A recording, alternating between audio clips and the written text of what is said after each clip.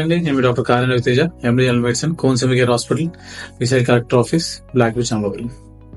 మీరు తరచూ చాలా మంది ఎక్కువ నొప్పులతో ఇబ్బంది పడుతున్నారా?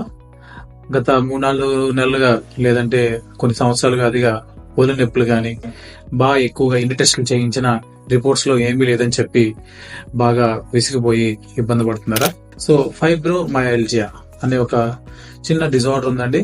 చాలా మంది కామన్ గా ఈ స్ట్రెస్ ఎక్కువైనప్పుడు కానీ, డిప్రెషన్ లో ఉన్నప్పుడు కానీ, బాగా ఎక్కువ యాంగ్జైటీలో ఉన్నప్పుడు కానీ ఈ ఫైబ్రోమైయాల్జియా అనేది ఒక పెయిన్ సిండ్రోమ్ మనకి ఎప్పుడు ట్రిగర్ అవుతుందండి.